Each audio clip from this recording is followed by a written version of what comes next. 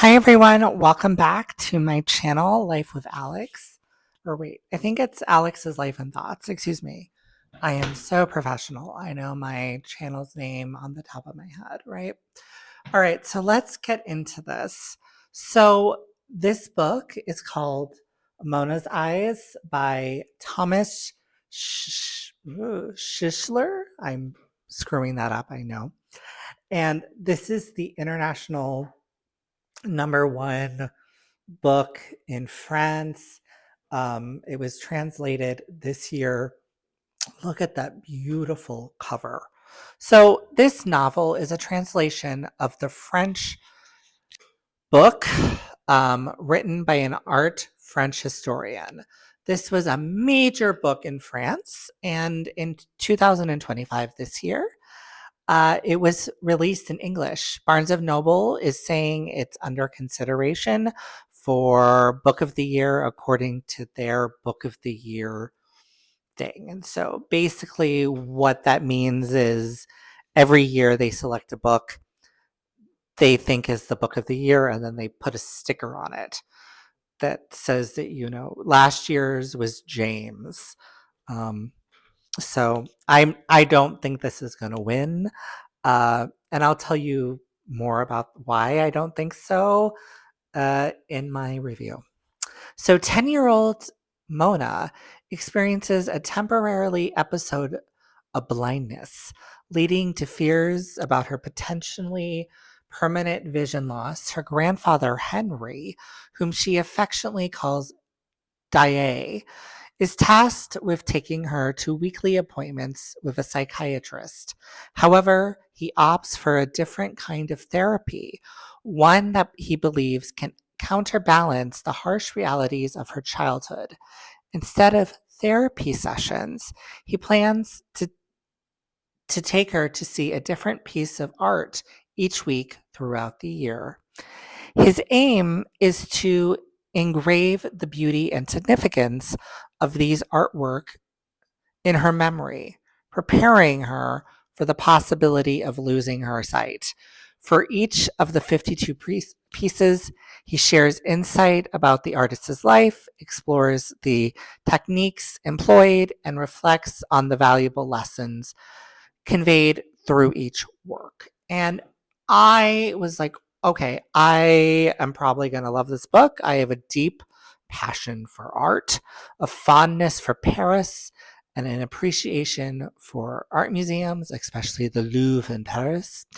Given these interests, I had high hopes for this book. Unfortunately, while Thomas Schischler is a talented art historian who writes eloquently about the paintings, it's beautiful. The way he talks about the art and the beauty of and how what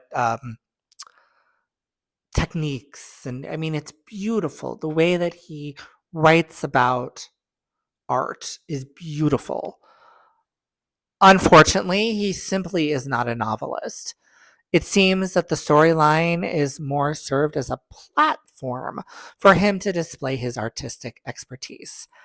And as the story progressed, I found myself losing interest in Mona and her family, with the events becoming increasingly predictable and ultimately captivating and a disappointing ending. So, yeah, the thing was, it just wasn't well written. Mona came off as a 25-year-old. She did not come off as a 10-year-old. Also, like, why would you have your granddaughter lie to her parents, telling them that you're going to take them to a like a therapy sessions and, the eye doctors and stuff, and then basically not doing that, doing nothing to help your granddaughter potentially able to keep her eyes, you know, in the future. It just rubbed me the wrong way. And um so I think that the people that would really love this book are people that love art and don't really care about the story. I think they might just be like, I just want to hear Thomas talk about art. And that wasn't the assignment. He wanted to write a novel. And I think that the idea was brilliant, but give Jodi Picoult that story and have her write or something, or Anne Patchett, or you know, um, Diane Chamberlain or someone like Kristen Hanna, someone like that who is a novelist. And yeah, it's just, and maybe they could write it together. Maybe he could do the art history part, and they could do the plot. It just didn't really work for me. So I'm going to give this book a 3. It's quite long and quite boring, to be honest with you. So I'm going to give this book a 3 stars. I did finish it because it's so highly acclaimed in France. Um, and it was also just considered one of the book considerations for being the book of the year for Barnes and Noble for this year. So I was interested to see, and it didn't work for me. However, you might love it, but I can't really recommend this for everyone. I think there's going to be a lot of people that are really quite bored with this book.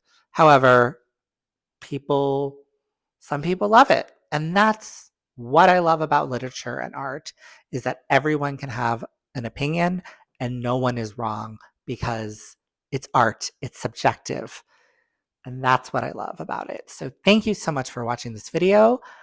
Please subscribe if you haven't, or if you feel inclined. I talk about books, nothing but books on this channel. I read a lot of books. I've just read about 200 books this year, so I'm really, um, I read a lot. So if you like hearing book reviews, follow me. Thank you so much for watching. Have a great night. Have a great evening or day whenever you watch this, and keep reading and being authentically yourself. Take care. Bye.